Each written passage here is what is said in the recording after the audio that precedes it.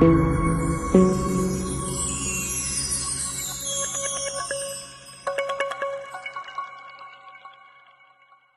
दी साजी निवाजी गुरु रूप पैरी गुरु सवारी साध संगत जी। नितनेम कर्म अनुसार परमेश्वर दे हुक्म नूं मनदे होए गुरु दरबार विच आपो अपनियां हाजरियां लेके पहुँचते हाँ। कोई तन करके पहुँच रहा है, कोई मन करके पहुँच रहा है, कोई अपने तन की अवस्था ठीक करन विच लगे है ते कोई अपने मन की अवस्था ठीक करन विच लग्या होया है। असलीयत जिंदगी का रस उसे बंदे नूं आउंदा है जिस मनुख का तन भी ठीक होवे ते मन भी ठीक रहे। तन नूं ठीक करन वास्ते प्रकृति ने कुछ नियम बनाए ने।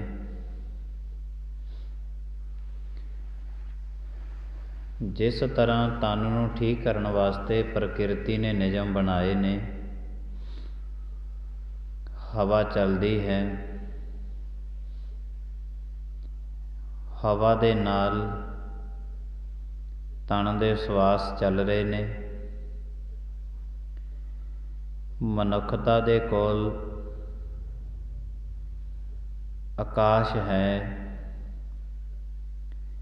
धरती इसनों मिली हुई है तन नूं, बड़ा कुछ तन नूं मिलिया होया है।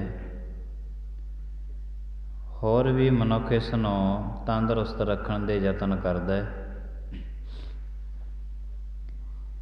कोई तन की अवस्था ठीक करता है।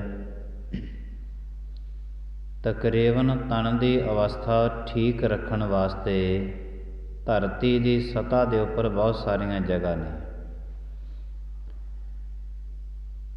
कोई अपने घरों बाहर जाके भी तन की स्थिति ठीक रख लैंदा है।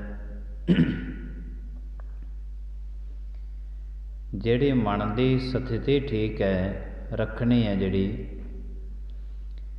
वो केवल गुरु दे कोल आके मन की स्थिति ठीक होंदी है, सिवाय गुरु तो बिना होर जगह ते ठीक नहीं होंदी है। इहदी जिहड़ी मन स्थिति है ये बहुत कुछ सैकड़ दे विच हज़ारां किलोमीटर का सफ़र तय कर लैंदा। बड़ी तेज़ी नाल दौड़दा मन। दुनिया की कोई भी वस्तु इसके बराबर दौड़ नहीं सकती। बड़ी तेज़ी नाल दौड़दा है। मन की स्थिति ठीक होवे, मन की स्थिति ठीक रखण वास्ते ही परमात्मा दे कोल मंदा है। ये जिहड़ा वारी वारी मुड़ मुड़ के आउंदा है कि परमात्मा तन नूं ते बचपन दे विच माँ बाप ने पालता, जवानी दे विच अपना आप सांभ लिया ते बुढ़ेपे दे विच हुण पुत्तर धीआं सांभदे ने। तन की स्थिति तो ठीक है। वैसे ये तिन्ने गल्लां बंदा परवाह नहीं करता। ना तो ये गल मनण नूं तैयार है कि मेरे माँ बाप ने मैनू बचपन दे विच लोरियां दे के पालिया, नहीं मनदा।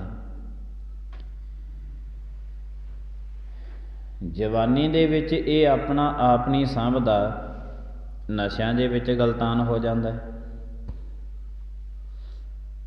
बुढ़ेपे दे विच चलिया गया,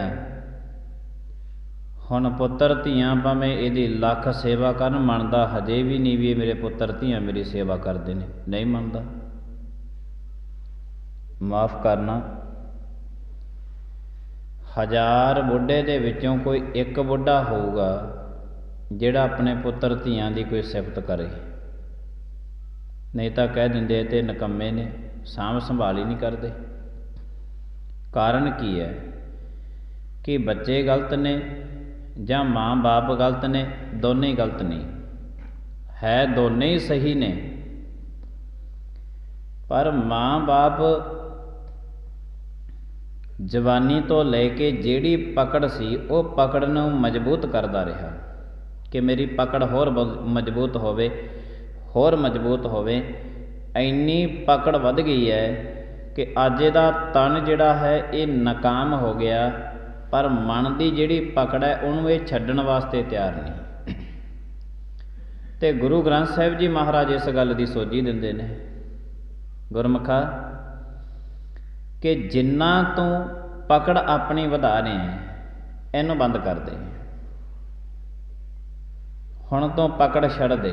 ਹੁਣ ਤੇਰਾ ਸਰੀਰ ਨਾਕਾਮ ਹੈ, ਤੂੰ ਕੰਮ ਨਹੀਂ ਕਰ ਸਕਦਾ ਕੋਈ ਵੀ, ਪਕੜ ਛੱਡ ਦੇ। ਅਤੇ ਪਕੜ ਬੰਦੇ ਤੋਂ ਛੱਡੀ ਨਹੀਂ ਜਾਂਦੀ, ਮਰਦੇ ਦਮ ਤੱਕ ਨਹੀਂ ਛੱਡਦਾ ਪਕੜ।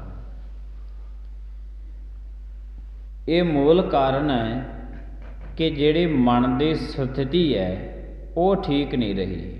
ਅਗਰਵਾਈਜ਼ ਜੇ ਮਨ ਦੀ ਸਥਿਤੀ ਠੀਕ ਹੋਵੇ ਤੇ ਆਪਣੀ ਜ਼ਬਾਨ ਦੇ ਵਿੱਚੋਂ ਬੁੱਢਾ ਬੰਦਾ ਇਹ ਗੱਲ ਕਹੇਗਾ ਕਿ ਸਿਵਾਏ ਮੇਰੇ ਪੁੱਤਰਾਂ ਤੋਂ ਬਿਨਾਂ ਮੈਨੂੰ ਹੋਰ ਕੋਈ ਰੋਟੀ ਨਹੀਂ ਦੇ ਰਿਹਾ, ਇਹੀ ਦੇ ਰਹੇ ਨੇ, ਰੱਬ ਦਾ ਰੂਪ ਨੇ। ਮਨ ਦੀ ਸਥਿਤੀ ਠੀਕ ਹੋਵੇ ਤੇ ਬੁਢੇਪੇ ਮਰਦੇ ਦਮ ਤੱਕ ਨਹੀਂ ਬੰਦਾ ਭੁੱਲਦਾ ਕਿ ਮੇਰੇ ਮਾਂ ਬਾਪ ਨੇ ਮੈਨੂੰ ਕਿੰਨਾਂ ਹਾਲਾਤਾਂ ਦੇ ਨਾਲ ਚਾਵਾਂ ਤੇ ਲਾਡਾਂ ਨਾਲ ਪਾਲਿਆ ਸੀ। ਤੇ ਜੇ ਮਨ ਦੀ ਸਥਿਤੀ ਠੀਕ ਨਹੀਂ ਹੈ ਤੇ ਬਚਪਨਾ ਜਿਉਂ ਹੀ 12 ਸਾਲ ਤੋਂ ਨਿਕਲਿਆ ਇਹ ਭੁੱਲ ਜਾਂਦਾ ਹੈ।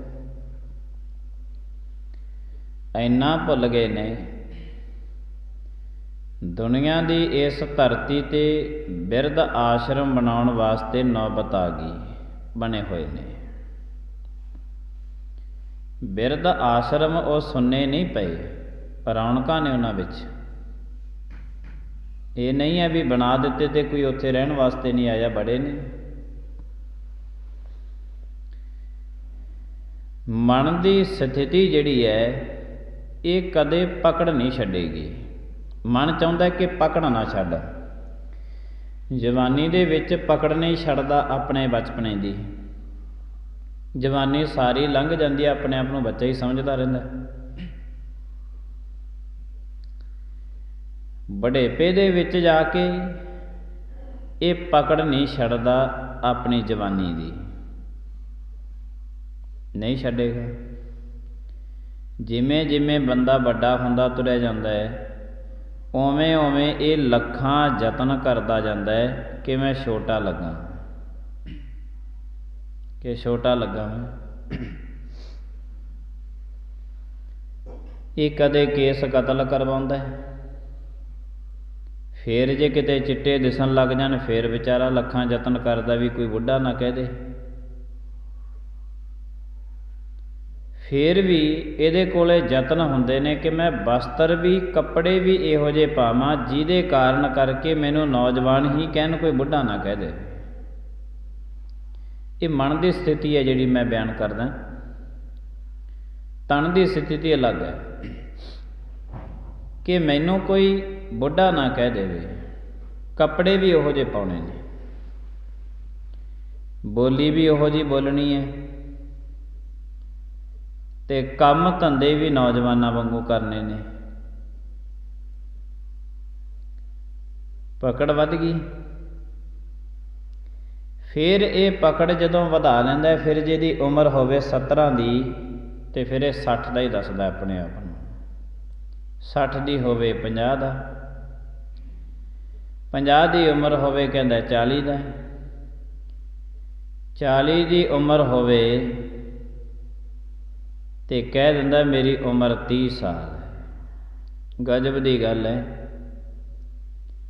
ਔਰਤ ਜਾਮੇ ਦੇ ਵਿੱਚ ਕਿਸੇ ਮਾਈ ਨੂੰ ਪੁੱਛੋ ਉਮਰ ਕਿੰਨੀ ਹੈ, ਇਹ 30-40 ਸਾਲ ਤੋਂ ਗਾਹਾਂ ਜਾਂਦੀਆਂ ਹੀ ਨਹੀਂ। ਇਹ ਪ੍ਰਵਾਨ ਨਹੀਂ। ਇਹਨੂੰ ਕਹਿੰਦੇ ਆ ਮਨ ਦੀ ਪਕੜ। ਇੱਕ ਤਨ ਦੀ ਪਕੜ ਹੈ। ਤਨ ਦੀ ਪਕੜ ਤਾਂ ਛੁੱਟ ਜਾਂਦੀ ਹੈ ਕੁਦਰਤੀ ਨਿਯਮਾਂ ਦੇ ਵਿੱਚ। ਕੁਦਰਤੀ ਨਿਯਮ ਛਡਾ ਲੈਂਦੇ ਨੇ ਬੰਦੇ ਨੂੰ। ਬਚਪਨਾ ਵੀ ਛੱਡਣਾ ਪੈ ਜਾਂਦਾ ਤੇ ਜਵਾਨੀ ਤਾਂ ਆਪਣੇ ਆਪ ਹੀ ਛੱਡਣੀ ਪੈ ਜਾਂਦੀ ਹੈ। ਜਦੋਂ ਬੁਢੇਪਾ ਆ ਜਾਂਦਾ ਕੰਮ ਤਾਂ ਹੁੰਦਾ ਨਹੀਂ। ਪਰ ਜਿਹੜੀ ਮਨ ਦੀ ਪਕੜ ਹੈ ਇਹ ਕੋਈ ਵੀ ਮਨੁੱਖ ਛੱਡਣ ਵਾਸਤੇ ਤਿਆਰ ਨਹੀਂ ਹੈ। ਮਨ ਦੀ ਸਥਿਤੀ ਹੈ ਜਿਹੜੀ, ਉਹ ਮਨੁੱਖ ਦੀ ਠੀਕ ਨਹੀਂ ਹੈ। ਤਨ ਦੀ ਸਥਿਤੀ ਤਾਂ ਠੀਕ ਹੈ, ਤਨ ਨੂੰ ਭੋਜਨ ਮਿਲ ਰਿਹਾ ਹੈ, ਤਨ ਦੀਆਂ ਕਿਰਿਆਵਾਂ ਹੋ ਰਹੀਆਂ ਨੇ, ਸਭ ਕੁਛ ਜਿਹੜੀ ਸਥਿਤੀ ਹੈ ਉਹ ਠੀਕ ਚੱਲ ਰਹੀ ਹੈ। ਸਾਰੇ ਬੱਚੇ ਸੀ, ਫਿਰ ਜਵਾਨ ਹੋਏ, ਜਵਾਨੀ ਤੋਂ ਬੁਢੇਪੇ ਦੇ ਵਿੱਚ ਚਲੇ ਗਏ। ਪ੍ਰਕਿਰਤੀ ਦੇ ਨਿਯਮਾਂ ਵਿੱਚ ਤਨ ਦੀ ਸਥਿਤੀ ਠੀਕ ਹੈ, ਮਨ ਦੀ ਸਥਿਤੀ ਠੀਕ ਨਹੀਂ ਹੈ। ਤੋ ਗੁਰੂ ਸਾਹਿਬ ਜੀ ਮਹਾਰਾਜ ਜੀਆਂ ਦੇ ਕੋਲ ਮਨੁੱਖ ਮੰਗਣ ਵਾਸਤੇ ਕੀ ਆਉਂਦਾ ਹੈ? ਮਨ ਦੀ ਸਥਿਤੀ ਠੀਕ ਰਹੇ। ਜਿੱਡੀ ਵੱਡੀ ਉਮਰ ਹੈ ਓਡੀ ਵੱਡੀ ਸਿਆਣਪ ਮਨੁੱਖ ਦੇ ਕੋਲ ਹੋਵੇ। ਮਨ ਦੀ ਸਥਿਤੀ ਇਹ ਠੀਕ ਰਹੇ, ਮਨ ਨਾ ਡੋਲੇ। ਜੇ ਮਨ ਨਹੀਂ ਡੋਲਦਾ ਤਾਂ ਤਨ ਨੂੰ ਪਰਮਾਤਮਾ ਨੇ ਸਾਰਾ ਕੁਝ ਬਖਸ਼ਿਆ ਹੋਇਆ ਤੇ ਪਰਮਾਤਮਾ ਸਾਰਾ ਕੁਝ ਦੇ ਰਹੇ ਨੇ। ਜਦੋਂ ਮਨ ਦੀ ਸਥਿਤੀ ਠੀਕ ਨਹੀਂ ਹੈ, ਫਿਰ ਮਨੁੱਖ ਮੰਗਦਾ ਰਹਿੰਦਾ ਹੈ। ਕਿੱਥੇ ਵੀ ਜਾਵੇ, ਜਿੰਨੇ ਵੀ ਦਰ 'ਤੇ ਜਾਵੇ, ਹਰ ਇੱਕ ਜਗ੍ਹਾ 'ਤੇ ਮੰਗਦੇ ਰਹਿੰਦਾ ਹੈ। ਹਰ ਇੱਕ ਜਗ੍ਹਾ ਤੋਂ ਮੰਗਣਾ, ਇਹ ਮੰਗਣ ਦੇ ਵੀ ਕੁਝ ਤਰੀਕੇ ਹੁੰਦੇ ਨੇ। ਇੱਕ ਤਾਂ ਹੁੰਦਾ ਹੈ ਮੰਗਤਿਆਂ ਤੋਂ ਮੰਗਣਾ, ਇੱਕ ਹੁੰਦਾ ਹੈ ਦਾਤੇ ਤੋਂ ਮੰਗਣਾ। ਜਿਹੜੇ ਮੰਗਤਿਆਂ ਤੋਂ ਮੰਗਦੇ ਨੇ, ਹੁਣ ਮੰਗਤੇ ਕੌਣ ਨੇ? ਭਿਖਾਰੀ ਕੌਣ ਨੇ? ਗੁਰੂ ਤੇਗ ਬਹਾਦਰ ਸਾਹਿਬ ਜੀ ਮਹਾਰਾਜ ਤੇ ਐਲਾਨੀਆਂ ਕਹਿੰਦੇ ਨੇ, ਜਗਤ ਭਿਖਾਰੀ ਫਿਰਤ ਹੈ ਸਭ ਕੋ ਦਾਤਾ ਰਾਮ, ਕਹੋ ਨਾਨਕ ਮਨ ਸਿਮਰਤ ਹੈ ਪੂਰਨ ਹੋਵੈ ਕਾਮ। ਇੱਥੇ ਨੌਵੇਂ ਪਾਤਸ਼ਾਹ ਮਹਾਰਾਜ ਨੇ ਮਨ ਦੀ ਗੱਲ ਕੀਤੀ ਹੈ। ਕਹੋ ਨਾਨਕ ਮਨ ਸਿਮਰਤ ਹੈ ਪੂਰਨ ਹੋਵੈ ਕਾਮ। ਇਹ ਸਾਰੇ ਦਾ ਸਾਰਾ ਜਿਹੜਾ ਜਗਤ ਹੈ ਇਹ ਭਿਖਾਰੀਆਂ ਦਾ ਹੈ। ਤੇ ਹੁਣ ਭਿਖਾਰੀ ਤੇ ਭਿਖਾਰੀ ਦੇ ਵਿੱਚ ਵੀ ਫਰਕ ਹੁੰਦਾ। ਇੱਕ ਤਾਂ ਭਿਖਾਰੀ ਮੰਗਤਾ ਮੰਗਤੇ ਤੋਂ ਮੰਗੀ ਜਾਂਦਾ, ਇੱਕ ਉਹ ਮੰਗਤਾ ਹੈ ਜਿਹੜਾ ਹਮੇਸ਼ਾ ਦਾਤੇ ਤੋਂ ਬਿਨਾਂ ਕਿਸੇ ਤੋਂ ਕੁਛ ਮੰਗਦਾ ਹੀ ਨਹੀਂ। ਭਾਈ ਗੁਰਦਾਸ ਜੀ ਕਹਿੰਦੇ ਨੇ, ਸੱਚ ਦੁਆਰਾ ਛੱਡ ਕੇ ਮੰਗਤਿਆਂ ਕੇ ਮੰਗਣ ਜਾਈ। ਜਿਹੜੇ ਦੁਨੀਆਦਾਰੀ ਦੇ ਵਿੱਚ ਸਾਧੂ ਮਹਾਤਮਾ ਨੇ ਤੱਤ ਵੇਤੇ, ਜਿਨ੍ਹਾਂ ਦਾ ਦੁਨੀਆ ਸਤਿਕਾਰ ਕਰਦੀ ਹੈ ਬੜਾ,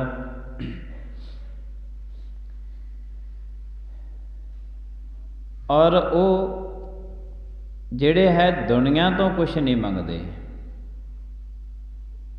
ਉਹ ਦਾਤੇ ਤੋਂ ਮੰਗਦੇ ਨੇ। ਤੇ ਦਾਤੇ ਨੇ ਜੋ ਦਿੱਤਾ ਉਹ ਦੁਨੀਆ ਦੇ ਵਿੱਚ ਵਰਤਾਰਾ ਕਰ ਦਿੰਦੇ ਨੇ, ਆਪਣੇ ਕੋਲ ਵੀ ਕੁਛ ਨਹੀਂ ਰੱਖਦੇ। ਆਪਣੇ ਕੋਲ ਵੀ ਕੇਵਲ ਤੇ ਕੇਵਲ ਤਨ ਦੇ ਕੱਪੜੇ ਉਹੀ ਹੁੰਦੇ ਨੇ ਤਨ ਦੇ, ਬਹੁਤਾ ਉਹਨਾਂ ਕੋਲ ਤਨ ਵਾਸਤੇ ਵੀ ਵਸਤਰ ਨਹੀਂ ਹੁੰਦੇ। ਜਿਹੜੇ ਪੂਰਨ ਰੂਪ ਦੇ ਵਿੱਚ ਨਾਮ ਦੇ ਰਸੀਏ ਨੇ,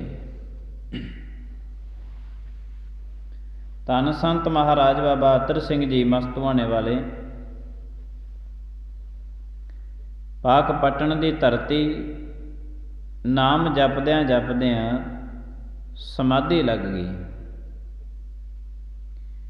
ਜਦੋਂ ਸਮਾਧੀ ਲੱਗੀ ਤੇ ਕੋਈ ਗੁਰਮੁਖ ਨੂੰ ਪਤਾ ਲੱਗਿਆ, ਉਹ ਗੁਰਮੁਖ ਉਹਨਾਂ ਦੇ ਜਿਹੜੇ ਵਸਤਰ ਸੀ ਮਹਾਰਾਜ ਦੇ ਉਹ ਵੀ ਫਟ ਗਏ ਸਮਾਧੀ ਲੀਨ ਹੋਇਆਂ ਦੇ। ਤਨ ਤੇ ਪਹਿਨਣ ਵਾਸਤੇ ਸੰਤ ਮਹਾਰਾਜ ਵਾਸਤੇ ਉਹ 2 ਕਛਹਿਰੇ ਲੈ ਕੇ ਆਇਆ। ਮਹਾਰਾਜ ਨੇ ਇਸ਼ਨਾਨ ਕਰਕੇ ਪਹਿਨ ਲਏ। ਦੂਜਾ ਜਦੋਂ ਪਕੜਾਉਣ ਲੱਗਿਆ ਨਾ, ਕਹਿੰਦੇ ਜੇ ਤੁਸੀਂ ਨਾਲ ਲੈ ਜਾਓ ਫਿਰ ਵੀ ਕੰਮ ਦੇਊਗਾ।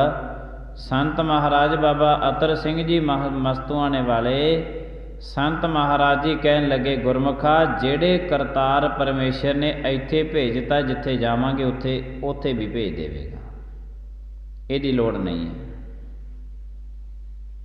ਇਹਦੀ ਲੋੜ ਨਹੀਂ ਹੈ। ਇੱਕ ਮੰਗਤਿਆਂ ਤੋਂ ਮੰਗਣ ਹੁੰਦਾ ਹੈ, ਇੱਕ ਦਾਤੇ ਤੋਂ ਮੰਗਣਾ ਹੁੰਦਾ ਹੈ। ਸਾਧੂ ਮਹਾਤਮਾ ਦਾਤੇ ਤੋਂ ਮੰਗਦੇ ਨੇ, ਤੇ ਜਦੋਂ ਉਹ ਦਾਤੇ ਤੋਂ ਮੰਗਦੇ ਨੇ ਤੇ ਦਾਤਾ ਜੋ ਕੁਛ ਉਹਨਾਂ ਨੂੰ ਦੇ ਦਿੰਦਾ ਤੇ ਅਗਾਹਾਂ ਉਸ ਦਾ ਵਰਤਾਰਾ ਕਰਦੇ ਨੇ। ਇਸੇ ਕਾਰਨ ਕਰਕੇ ਸਤਿਗੁਰਾਂ ਨੇ ਕਿਹਾ ਕਿ ਜਿਹੜੇ ਸਾਧੂ ਮਹਾਤਮਾ ਹੁੰਦੇ ਨੇ, ਜਨਮ ਮਰਨ ਦੋਹੋਂ ਮੈਂ ਨਾਹੀ ਜਨ ਪਰਉਪਕਾਰੀ ਆਏ। ਇਹ ਪਰਉਪਕਾਰ ਵਾਸਤੇ ਆਉਂਦੇ ਨੇ। ਕੇਵਲ ਤੇ ਕੇਵਲ ਮੰਗਤਿਆਂ ਦੇ ਵੀ ਕੁਝ ਮੰਗਣ ਦੇ ਤਰੀਕੇ ਹੁੰਦੇ ਨੇ ਅਲੱਗ-ਅਲੱਗ। ਜਿਹੜਾ ਬੁੱਧ ਧਰਮ ਹੈ, ਉਸ ਧਰਮ ਦੇ ਵਿੱਚ ਅਸੂਲ ਹੈ, ਇੱਕ ਮਰਿਆਦਾ ਉਹਨਾਂ ਦੀ। ਮਰਿਆਦਾ ਉਹਨਾਂ ਦੀ ਕਿ ਦਰਵਾਜ਼ੇ 'ਤੇ ਜਾ ਕੇ ਖੜ੍ਹ ਜਾਂਦੇ ਨੇ। ਮੰਗਣ ਗਏ ਨੇ ਕੁਛ, ਦਰਵਾਜ਼ੇ 'ਤੇ ਜਾ ਕੇ ਖੜ੍ਹ ਗਏ। ਉਹ ਆਪਣੀ ਜ਼ੁਬਾਨ ਦੇ ਵਿੱਚੋਂ ਕੁਛ ਵੀ ਬੋਲਦੇ ਨਹੀਂ ਹੈ। ਨਾ ਤਾਂ ਕਿਸੇ ਨੂੰ ਇਹ ਕਹਿਣ ਵੀ ਅਸੀਂ ਕੀ ਮੰਗਣ ਆਏ ਹਾਂ। ਜੇ ਕਿਸੇ ਨੇ ਪਾਤਾ ਤੇ ਲੈ ਜਾਣਗੇ, ਜੇ ਕਿਸੇ ਨੇ ਗਾਲਾਂ ਕੱਢਤੀਆਂ ਫਿਰ ਵੀ ਗਾਹਾਂ ਤੁਰ ਜਾਂਦੇ ਨੇ, ਬੋਲਦੇ ਫਿਰ ਵੀ ਕੁਛ ਨਹੀਂ। ਅਸੂਲ ਨੇ ਉਹਨਾਂ ਦੀ ਮਰਿਆਦਾ ਹੈ। ਮੰਗਤੇ ਮੰਗਤੇ ਵਿੱਚ ਇਹੀ ਫਰਕ ਹੈ। ਇੱਕ ਮੰਗਤਾ ਮੰਗਤਿਆਂ ਤੋਂ ਮੰਗਦਾ ਹੈ, ਇੱਕ ਮੰਗਤਾ ਦਾਤੇ ਤੋਂ ਮੰਗਦਾ ਹੈ। ਤੇ ਦਾਤਾ ਜੋ ਕੁਛ ਮਨੁੱਖ ਨੂੰ ਦੇ ਰਿਹਾ ਹੈ, ਅਗਰਵਾਈਜ਼ ਜੇ ਉਹ ਅਗਾਹਾਂ ਵਰਤਾਵੇਗਾ ਤੇ ਦਾਤਾ ਉਸ ਨੂੰ ਹੋਰ ਦਾਤ ਦੇ ਦਿੰਦਾ। ਫਿਰ ਉਹ ਵੀ ਦਾਤ ਦਿੱਤੀ, ਉਹ ਵੀ ਅਗਾਹਾਂ ਵਰਤਾ ਦਿੱਤੀ, ਦਾਤਾ ਹੋਰ ਦੇ ਦਿੰਦਾ। ਫਿਰ ਦਾਤਾ ਦਾਤਾਂ ਵੰਡੀ ਤੁਰਿਆ ਜਾਂਦਾ ਹੈ।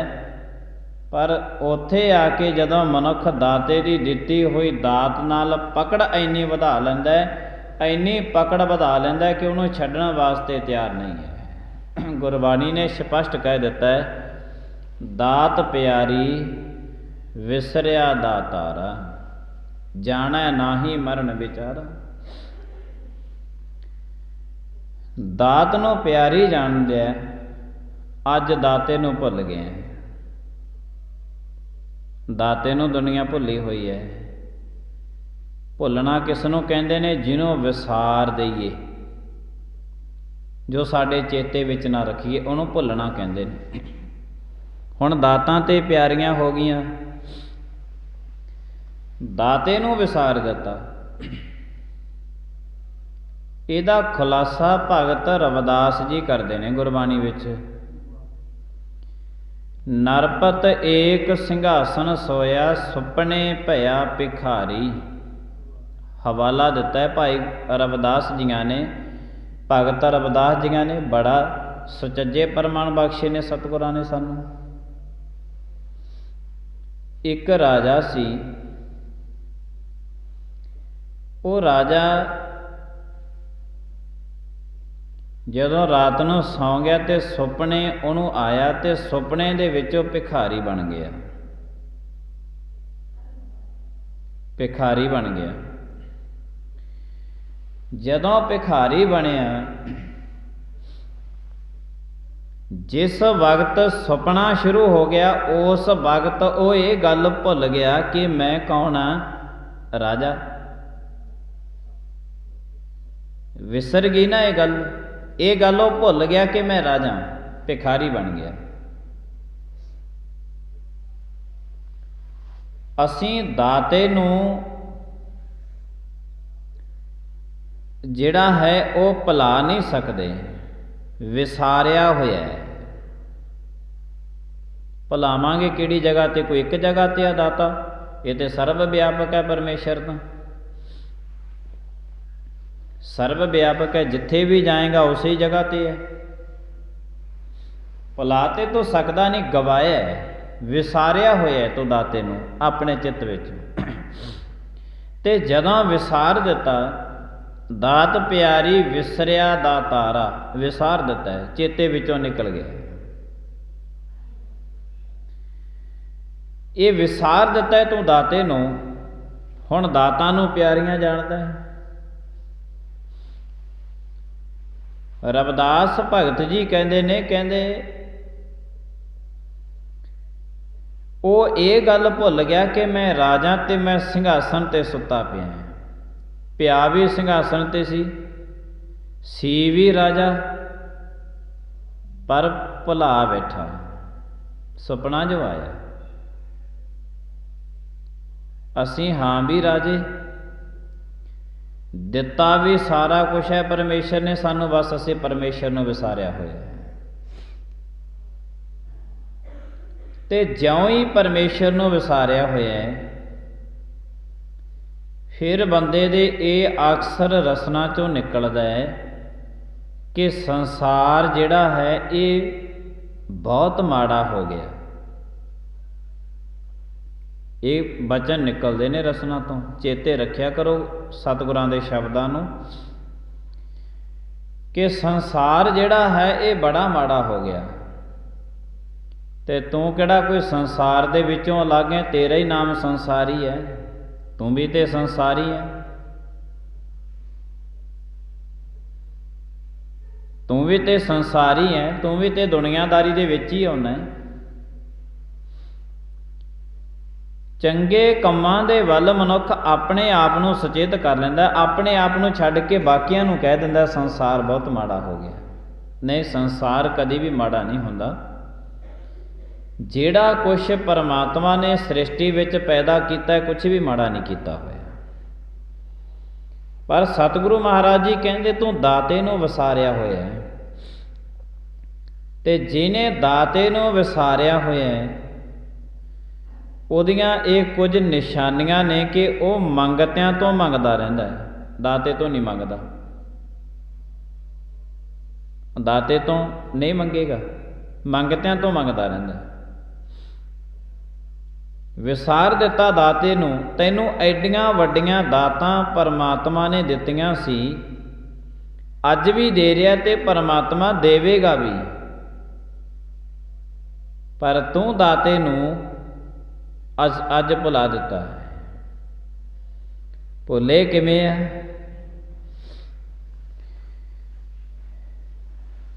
सतगुरु महाराज जी कहते तू जो ब्रह्मंडे सोई पिंडे, जो खोजै सो पावै, पीपा प्रणवै परम तत् है, सतगुर होए लखावै।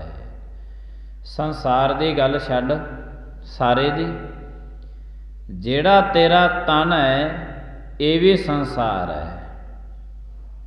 तेरे वास्ते दा तेरा तन ही संसार है, ते है भी तन संसार।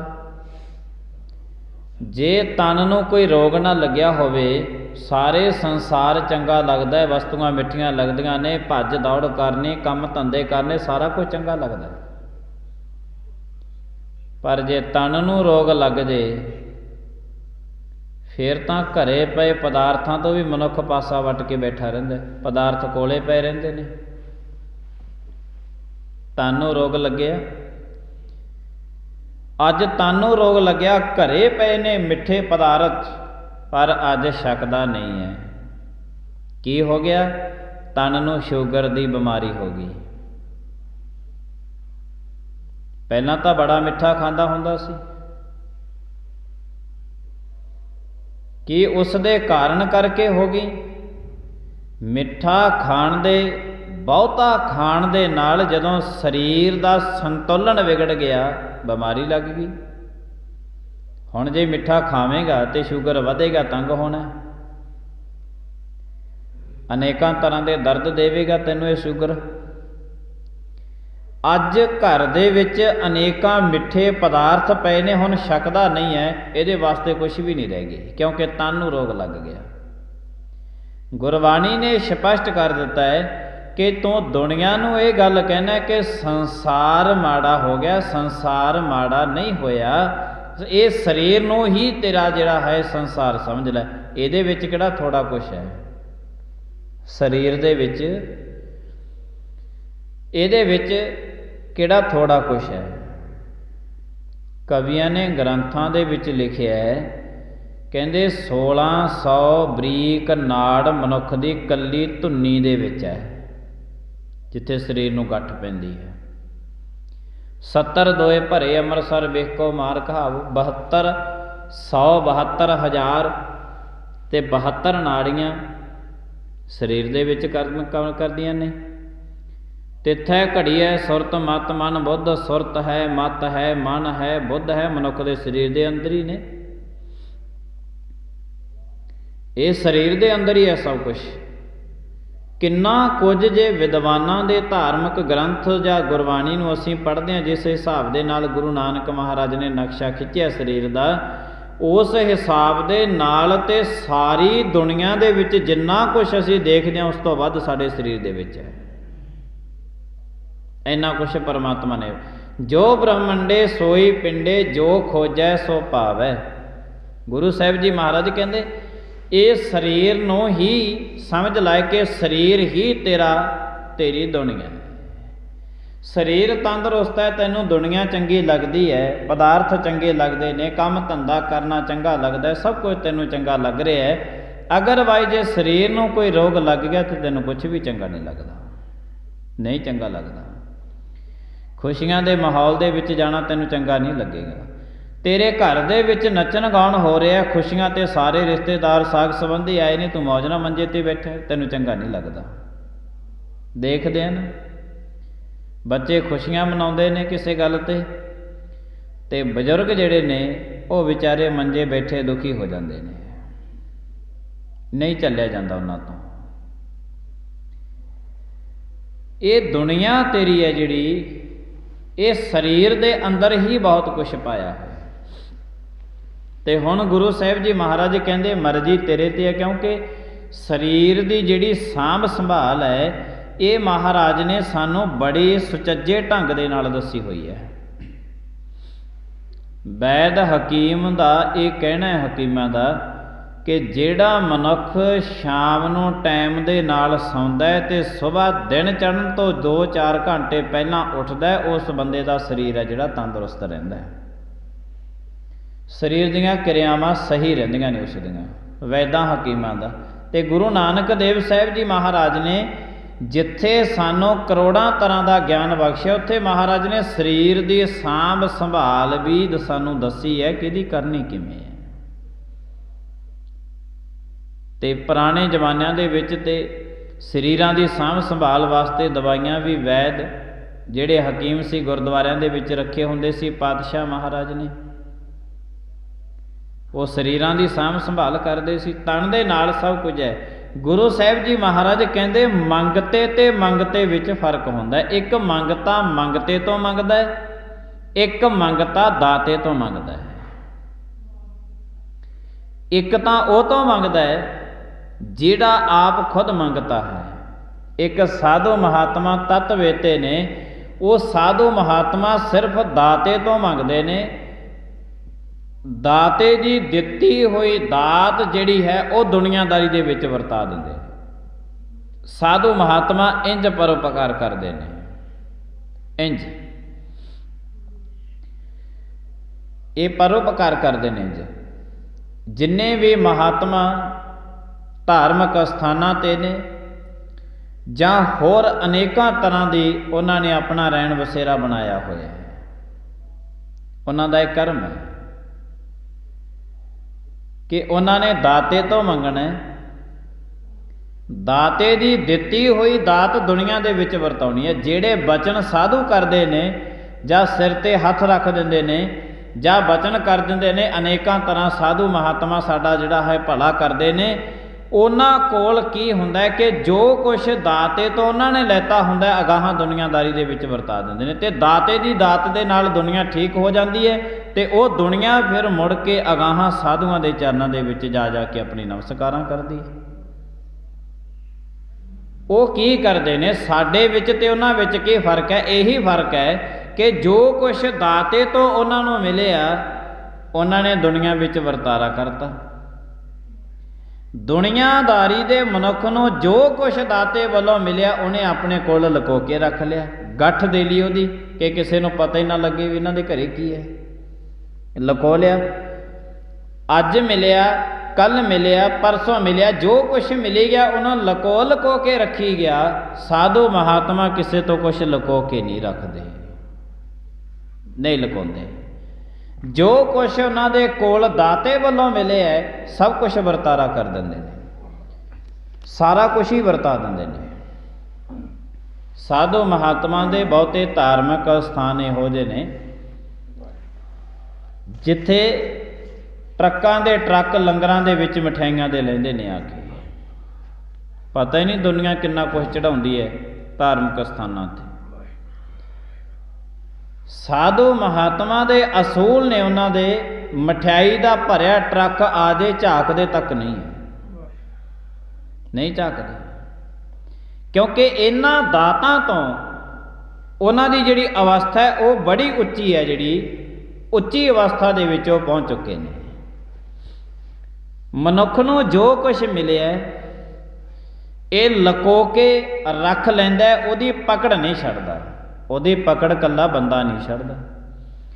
मरदे दम तक फिर भी अपनी औलाद नूं कहंदा कि देखियो किते आ चीज़ मैं बड़े औखे बनाई सी, इनू किते ये ना होवे कोई घरों ले जे। दूजिਆਂ ਨੂੰ पकड़ा दिंदा, पकड़ नहीं ना हजे छड्डी, हजे तक भी पकड़ नहीं छड्डी ने, मरदे दम तक वो चीज़ की पकड़ नहीं छड्डदा। ते साधु महात्मा दे असूल होंदे ने, जो कुछ उन्हां दे कोल है उन्होंने वरतारा कर देना, वो अपने कोल नहीं रखते। जिन्ने भी साधु महात्मा दे बहुत सारी दुनिया सत्कार वजों साधु महात्मा दे चरणों दे विच जांदी है। ते जेड़ा साधु ने वचन कर दिता, सच जानियो भावें सूरज ते चंद्रमा दोने नाश हो जान, भावें दुनिया पलट जे, पर साधु का कदे वचन नहीं पलटदा। देखिया ना राजे परिषद दे नाल की होया सी। बहुत वड्डा अपने आप नूं राजा समझदा सी, कहंदा चल मैं अपमान करदा, कहंदा जे तू नहीं रस्ता दस्सिया मैं तेरा अपमान करदा। मरिया सप साधु दे गल विच पाता सी। ते फिर वो साधु दे जिहड़ा मधुकरी लैके आया सी, जिन्हों डाली कहने, डाली वाले ने वचन किया सी। डाली वाले ने जब देखिया ना कि कोई सप पा गया, अपमान कर गया साधु का, जा कहंदे तैनूं वचन दिता कि जिन्हें मेरे महात्मा का अपमान किया तू भी 7 दिनों में सप लड़की मरेगा। मरिया फिर मरना पिया। यतन तो बड़े किए सी राजे परिषद ने बचन दे, पर नहीं बच सके। साधुआं दे महात्मा दे चेलियां दे वचन, धन संत महाराज संत बाबा बिशन सिंह जी कांझले वाले महापुरख, उन्होंने भी डाली वाले नूं पकड़ लिया किसी शाहूकार ने, सारा साजो समान घर विच रखिया। रोंदा आ गया संत बिशन सिंह जी कांझले वाले महापुरख, कहन लगे की गल भाई रोंदा है? रोई गया, कहंदे महाराज मैनू मार मारी। कहंदे तू काहतों रोना, तू तो हुण चुप कर जा, उन्हां दीयां कुलां ही रोंदियां फिरनगियां। देख मरेरकोटले दे कोले है गुरुद्वारा कोठी साहिब, हजे कुलां हैगियां ने उन्हां दीयां, 10 ने अखी तक्कियां ने। धन भी बड़ा है, जमीन जायदाद भी बड़ी है, गड्डियां भी बड़ियां ने, बहुत कुछ है, जिन्ना भी कह दो उन्ना ही कुछ है। पर कोई हस के नहीं मरिया, सब दे सब तड़फ तड़फ के मरदे। बचन ने ना साधुआं दे बचन, सियाणे जिहड़े बजुर्ग जाते हैं ना साधुआं दे बचन तो डरते हैं, क्योंकि उन्हां दा कीता होया बचन पूर्ण महात्मा दा कीता होया वचन रब दा वचन है।